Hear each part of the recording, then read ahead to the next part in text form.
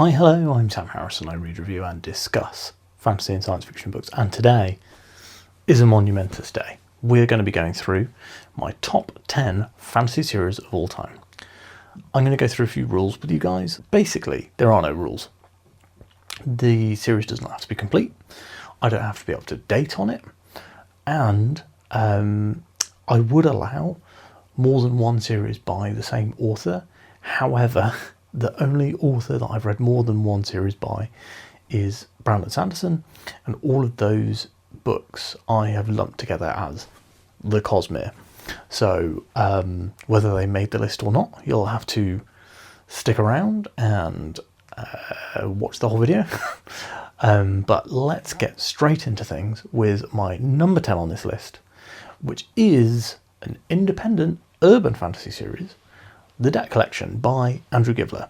So I came across The Deck Collection earlier this year by Tutor Ramble reviewing it, or no, they had Andrew Gibler on for an interview, and I really enjoyed his interview. And he talked a bit about Dresden Files, and I'm a huge Dresden fan, so I was like, oh well, I'll check his series out.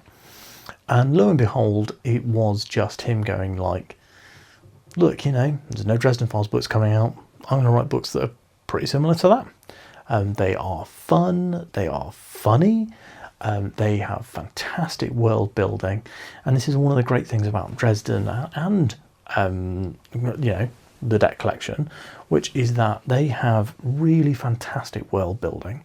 Now, a lot of urban fantasy series, they don't really bother with world building because it's our world. So, like, you know, if something happens in Chicago, it happens at, you know, Wrigley Field or whatever. Is that in Chicago? I think it is.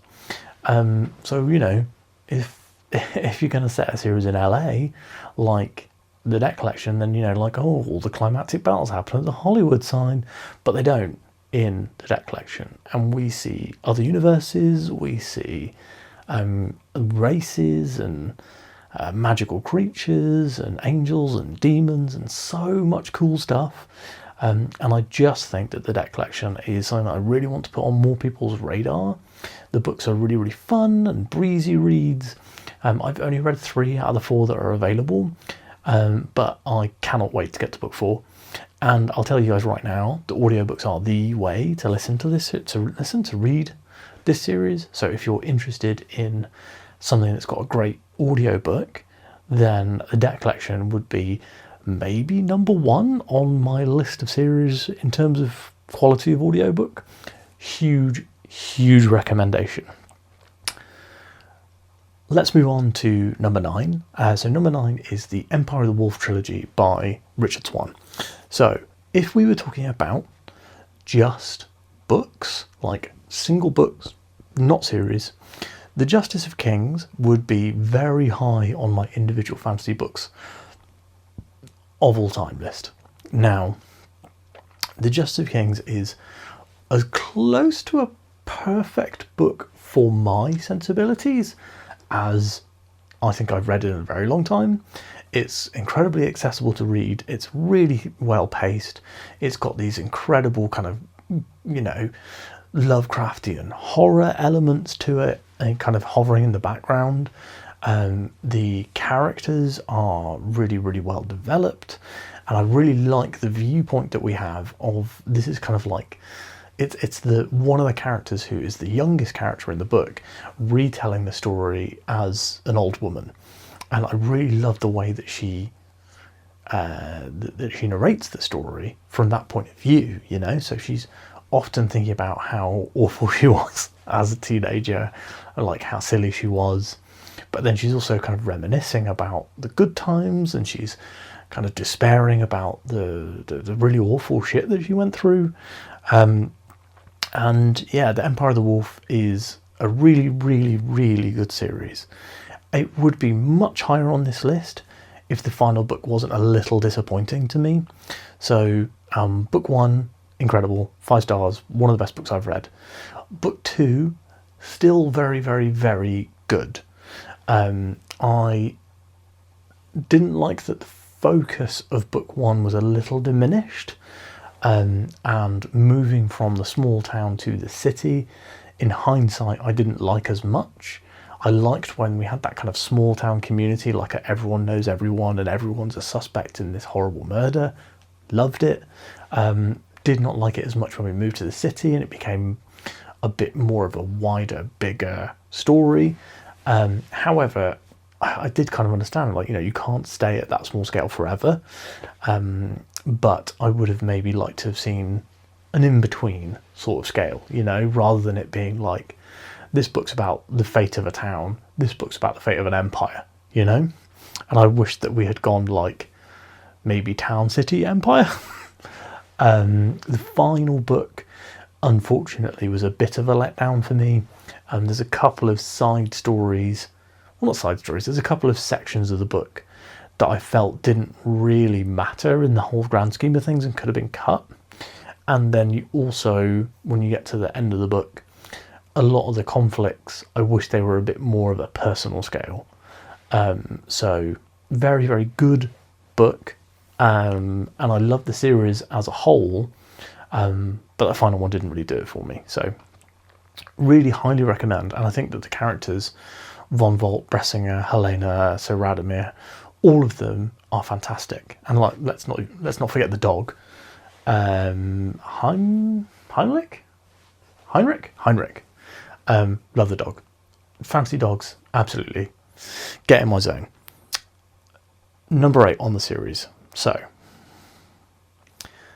number 8 is The Cosmere by Brandon Sanderson.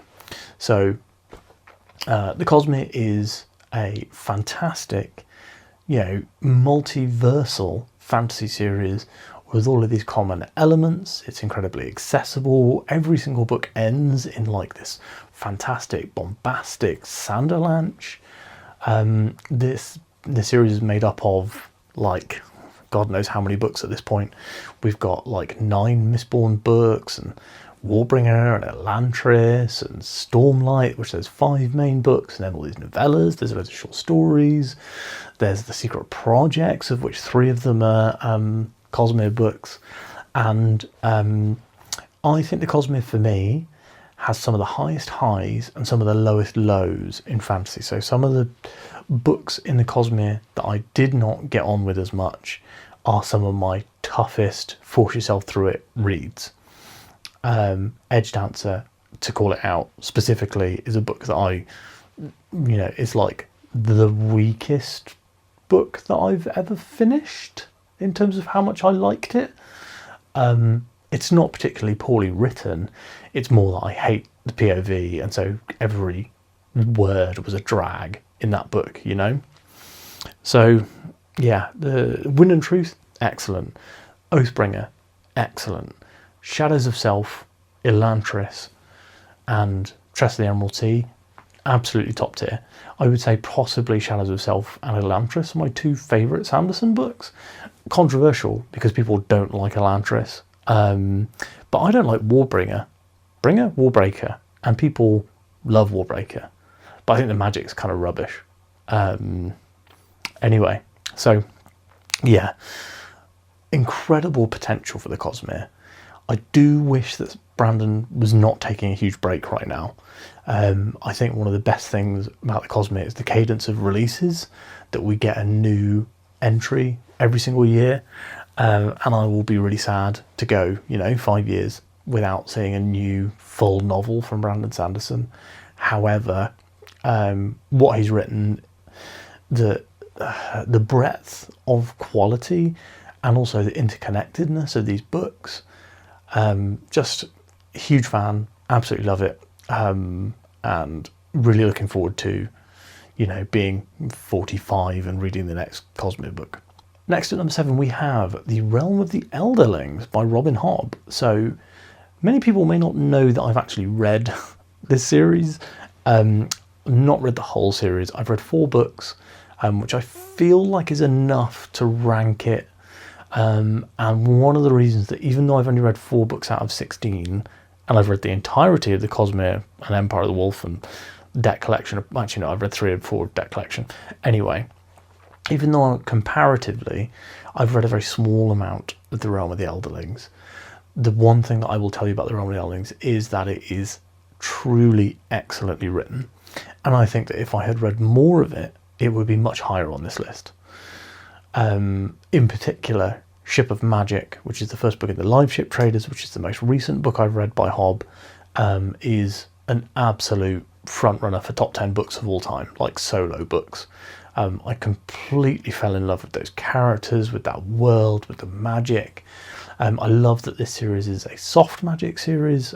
Soft magic is infinitely more exciting to me than hard magic. Like, there's no need to give me a limit that's like, oh, this person's power is over 9,000. Like, that's not interesting. Like, putting numbers and hard limits on stuff is nowhere near as interesting as, like, oh, I can't do it because I'm not strong enough, because, I'll go mad if I do X, Y, Z. Like, it's really hard to explain. But for me, soft magic is just so much more interesting. It's one of the reasons that I love The Wheel of Time. Like, that series has, admittedly, yes, there's more understandable aspects. Brandon Sanderson is convinced that it is a hard magic system. I don't think it is. But having, loving that series, loving Robin Hobb's books, the character work in particular is the best in the business. That nobody is better at characters than Robin Hobb. Absolutely nobody. And I really loved the stories that she tells. One of the things that I liked a lot about the Farseer trilogy, which I've read the whole thing of, and again, having read the whole of the Farseer trilogy is another reason why I felt comfortable ranking this highly on the list, is that most books would take the story of the Farseer trilogy and that would be a single 400-page volume. But for Robin Hobb, she has written that as like 2,000 pages. And she's just gone so into detail with these characters, so into detail of their lives. But we never lose the thread. We never lose the plot. There's always a direction. It's not a book that is just concerned with like ideas. It is a book that is very much concerned with a strong plot, with the strong characters to hold up and to act in that plot. And that's why I love what I've read of Robin Hobb. Next up, we have a series that I've read the whole of, number 6, The Dark Tower by Stephen King. So The Dark Tower is a dark fantasy, I would say, not grim dark, but a dark fantasy set in a very weird, dying world. There is nothing in fantasy that I've read that is like The Dark Tower. And if you are bored of elves and dwarves and dragons, then might I direct you to The Dark Tower, which is basically what if the Knights of King Arthur's court were Western-style gunslinging cowboys, and the world had fallen, most people were dead or dying, and an evil kind of force and like dark gods were kind of wandering the multiverse, and this multiverse also crosses over into our world in the 80s and 90s, and we get characters from our world that are in fantasy worlds, we get fantasy characters in our world, and it ties many of Stephen King's stories together. There's just nothing like The Dark Tower. And while there are many people who dislike how it ends, I loved it. I thought the ending was really interesting. And the one big thing, the big caveat for me, which is why it's not higher on this list, even though it's maybe the most unique series on this list, is that I haven't read it in 17-ish years. So this might be, if I reread it, number 1. But for me right now, with all these other series so much fresher in my mind, I can't rate it really in that top 5, which is why it's ended up at number 6. Talking about it this much, though, has made me really want to reread this series.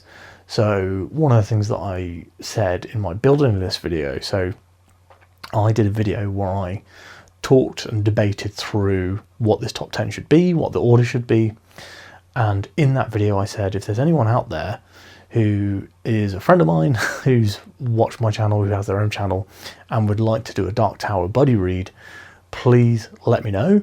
And I would love to buddy read that with you. And I think that buddy reading it would be an even better experience than reading this incredible series by myself. Number 5 on my top 10, we're in the top 5 now, is the Greenbone Saga by Fonda Lee. This is another urban fantasy. So of the first 6 book series here, you could say that 1, 2 and a bit are urban fantasy, I guess. Like the Dark Tower has some urban fantasy moments. So yeah, I think my bias for urban fantasy is kind of showing through here. But yeah, so the Greenbone Saga is this urban fantasy infused with like Hong Kong martial arts, with The Godfather and mafia movies, and then also with this really heavy dose of like superhero-y style fantasy with this like incredibly strong family story through line running through it. And also one of the big things that I love so much about this is that we see the world moving on, that we see the technology changing, we see the people changing and growing. And while oftentimes you can read fantasy series that take place over 20 or 30 years, and, you know, the characters might grow and change, but the world is essentially stagnant around them. You don't see, you know, in book 1 of a series, characters have swords, and in book 5 they have muskets. In book 10 they have, you know, personal firearms. Like, I really enjoy when we see technology move on. It's one of the amazing things about the Mistborn series as part of Cosmere, is that we've really seen the world move on in that series, and I really love that. But that's very it's very unusual to see that. Most of the time in book 1 your characters are fighting elves with swords, and in book 20 they're fighting elves with swords, you know. But Fonda Lee has these amazing characters, a couple of them, you know, very morally grey, but in a way that is truly really understandable. And while the things they do might surprise you in, you know, in media res, as it were, after the fact, they're completely understandable. There's a moment in Jade War, which is book 2, where one of the characters does something that just feels insane and is hugely shocking. But after it's happened, you're like, oh yeah, of course. Well, like, obviously he would do that. That makes complete sense. And it's wild that that's where we land in this book series, because you would not expect that when you're reading, you know, the opening of book 1, and already by, you know, the middle of book 2 you're completely sold on these characters. You understand them. They've been so well written and so well fleshed out.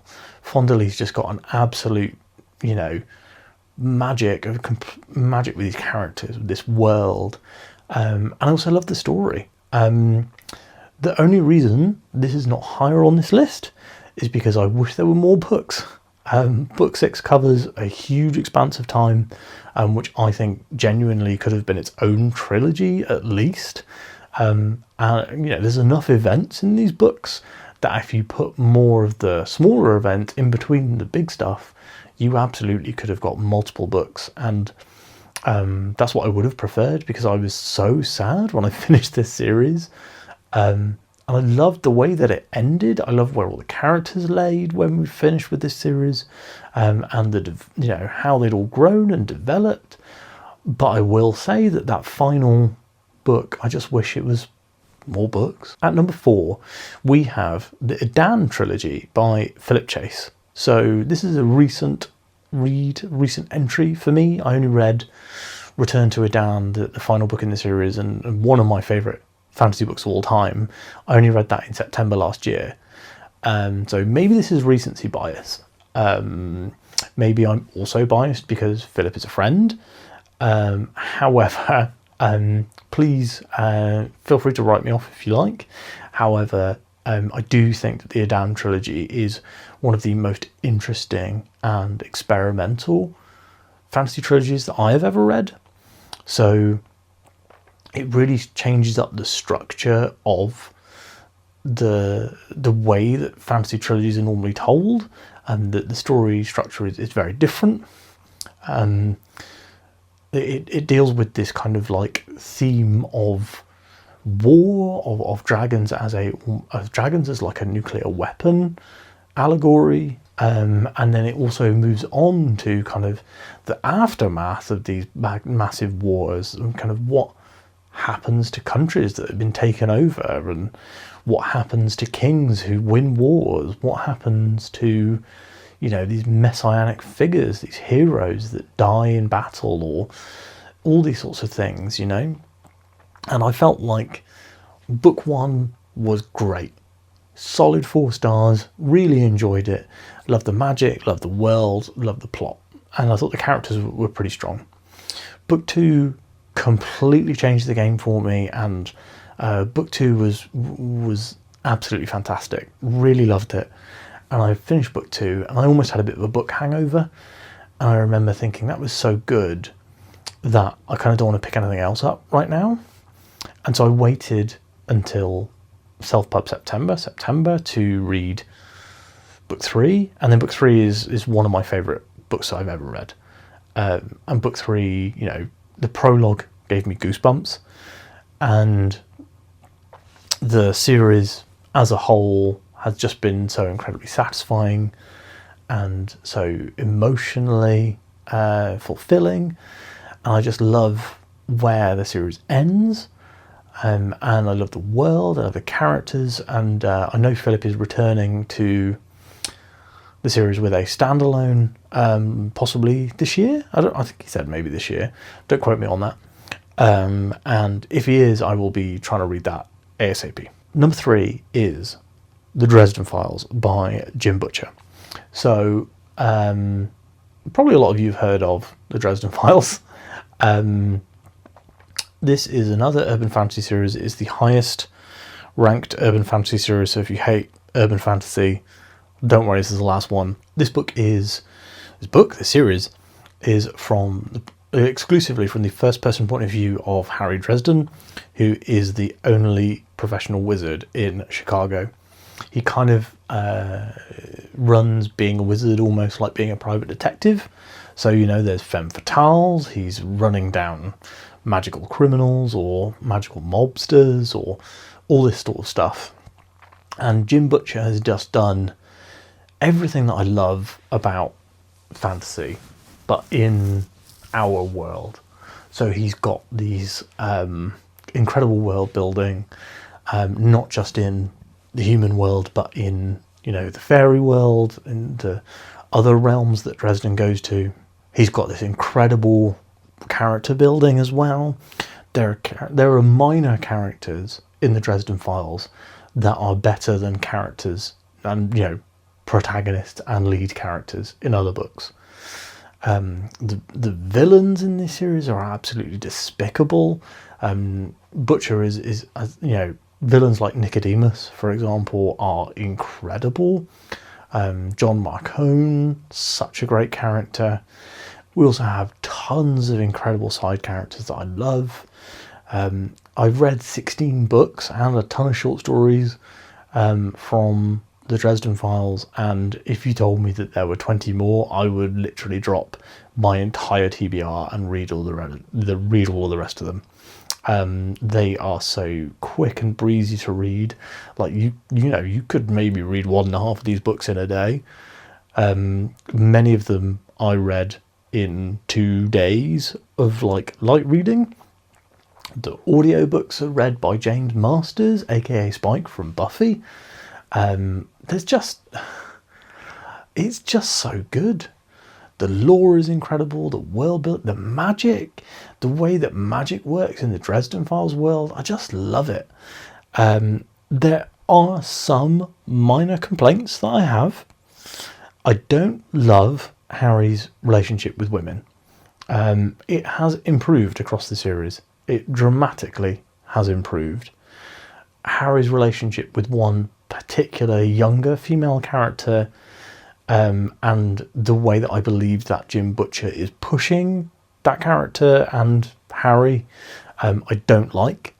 However, aside from those small aspects, which really, while they, they might be absolute, what's the term? Deal breakers. They might be deal breakers for you, and I understand that completely. You might be like, the way that Harry thinks about women in these early books, even though it is an extremely minor aspect of these books, we're talking like, maybe 10 mentions across a 300-page novel, right? And we're like 10 lines across a 300-page novel. But that might be a deal breaker for you. For me, I just kind of gloss over it. And I know that, again, it's not a deal breaker for me. I'm privileged to be, a white man. And I don't know why we've gone this far down this rabbit hole, but the Dresden Files is fantastic. And I think even if you might be a bit worried about the way that women are looked at in the early books, again, it does get better. If you're worried about that, give them a sample. I think Stormfront is maybe one of the worst for it, which is the first book. So if that doesn't bother you, I think you can safely read and love the series. Here we are. So I'm going to tell you now what my number 2 series is, and this will probably, if you have paid attention to the channel, will probably clue you into what number 1 is. Number 2 is The Wheel of Time by Robert Jordan. Brandon Sanderson also wrote this series. However, I haven't read his books yet. I have 2 and a bit Jordan books left to go. I'm currently reading Crossroads of Twilight, which is apparently the worst book in the series. So that might be why this is currently at number 2.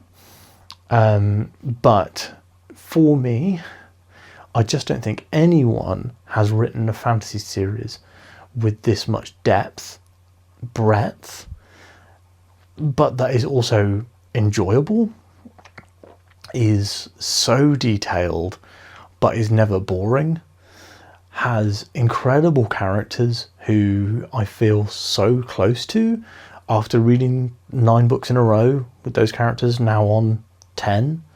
There are no bad characters. There are no characters I don't care for. Every single plot line I'm deeply invested in, from the minor stuff, like what's going on with extremely minor side characters like Morghese, all the way up to what's going on with Rand and what's going on, with the Aes Sedai and the Dark One. I couldn't be more invested in this series. Like, my Kindle wallpaper is the Wheel of Time logo. That's how much I love this series. That's how much I have fallen for this series in the last 12 months. And I think I've said again, if we weren't talking about this series when I was in the middle of what many people say is the worst book in the series, maybe this would be number 1. And if I had not come off of, with my number 1 series, the 2 best things in that series, maybe this would be a different discussion. But The Wheel of Time is... There's a reason that it is the most beloved fantasy series of all time by probably the most people. Is that sunk cost fallacy? Who knows? But I'll tell you right now, 9.5, 10 books into this series, I am having just as much fun as I was in book 1, if not more. And I just cannot wait to see where this story goes, how this world changes. I can't wait to get to the last battle, which is apparently an 8-hour chapter on Audible. And it's 6 hours worth of reading for a single chapter. I can't wait to get to the first Sanderson book. There's been a real journey for me, and there have been a lot of ins. There's been a lot of crossing arms under breasts. But I'll tell you right now, I wouldn't trade it for anything. My number one fantasy series of all time is The Bound and the Broken by Ryan Cahill. This is an independent epic fantasy series, self-published, although technically the publishing is now going to be done by Broken Binding, but they're not like, you know, Hachette or something, you know, it's like still kind of indie. This is a fantastic tale of kind of rebellion against an empire. It's like, you know, the main character, Kaelin, is the first new dragon rider in, you know, like 100 years or whatever, 400 years. And the only current dragon riders work for an evil dark mage emperor. But we don't just see what, you know, Kaelin and the rebels are doing. We see what normal people are doing. We see what the people who live in the empire are doing. We see so many facets of this world. We see so many different types of characters. We see so many different cultures, so many different people, and every single point of view matters. Every single point of view is interesting, is entertaining, is someone that I'm emotionally invested in. When I think about the fourth book, which is coming out in March of this year, I think, end of March, all I can think about, you know, is not, oh, what's Kaelin gonna do next? It's what's Dan gonna do? What's Ella gonna do? There's just, I just love this series. It's incredibly accessible. It's one of the very first massive mega epic fantasy series that I read when coming back to reading. It's got all the classic elements of fantasy that you love, from things like Lord of the Rings. It's got dwarves, it's got elves, it's got dragons, but it's also got its own thing, you know, like it's got druids, it's got the dragon riding. The dragon riding is so good, and the magic system is so, it's clearly inspired by Wheel of Time, now having read Wheel of Time. But the way that Ryan explains how it works, and how the kind of entangling of the threads, as it were, the way that works is so interesting. And when he explains how these spells work, it's like, oh, you know, if you combine air with fire, you get a torch, you know, a glowing ball of light or whatever. And it's like, oh yeah, that makes complete sense. Like, I don't know why, but the magic just makes sense. The world is so fully realized. I love how, you know, how differently they treat elves in this universe. I love how, you know, this kind of evil, dark empire, but we kind of keep meeting all of these relatable characters inside of it. I love how the contrast between the bound characters, the characters bound to the dragons, and the broken, those who have had their dragon bonds broken. I love, you know, the kind of hole in those people. Even talking about this series right now is giving me goosebumps. If you have not read this series, many people will tell you that book one is quite weak.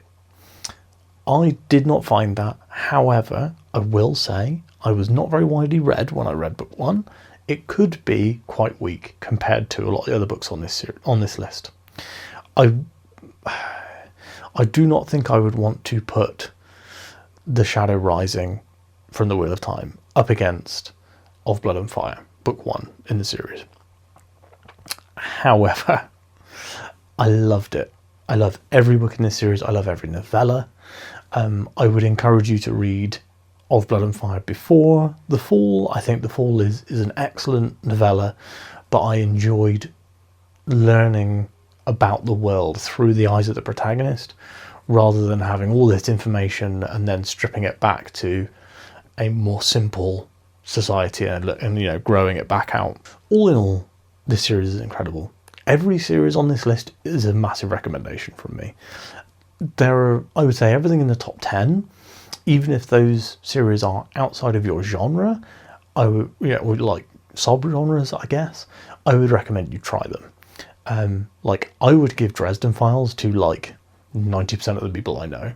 And in fact, as a joke for Christmas, because my friends kept complaining that I wouldn't shut up about Dresden Files, I invited all my five closest friends out for a drink. We're all in a group chat. And when we went out for a drink, I gave them all a copy of Stormfront. Maybe I should have given them Of Blood and Fire. But I do think maybe Dresden is more universal for people who might not be into fantasy. Anyway, so The Bound and the Broken is generally the series that I think about the most. Is my favourite fantasy series. I'm desperate for the next book, and even more desperate knowing that we're closing in on the end now. So there's only 5 books in this series. There's probably 1 book and 1 novella out after this year, and I know Ryan is slowing down a little, so he's not putting out like 1.5 books a year like he used to, and I'm willing to wait for these books to come out. I don't rush them, get them out, get them as best as they can be, but I'm telling you right now, I will be booking the day off work when Of Empires and Dust comes out, so that I can read as much as I can in the first day. So let me run through that series again. List of series again. So at number 10, we have The Deck Collection by Andrew Givler. I'm going to hold my iPad up to read this so that I'm not just looking down the whole time. At number 10, we have The Deck Collection by Andrew Givler. Number 9, Empire of the Wolf by Richard Swan. Number 8, The Cosmere by Brandon Sanderson. Number 7, The Realm of the Elderlings by Robin Hobb. Number 6, The Dark Tower by Stephen King. Number 5, The Greenbone Saga by Fonda Lee. Number 4, The Adan Trilogy by Philip Chase. Number 3, The Dresden Files by Jim Butcher. Number 2, The Wheel of Time by Robert Jordan, and eventually Brandon Sanderson, but I haven't read those yet. And number 1, The Bound and the Broken by Ryan Cahill. I hope you've enjoyed that list. If you like those books too, you should probably subscribe to my channel, because I read books that are, my taste is similar to yours. So if I read a book and I love it, you might like it too. Let me know what your favourite books on this list are, what your favourite series are. Any that you think that I've got completely wrong, be nice about it, but, let me know. And of course, like this video if you liked it, and I will speak to you soon.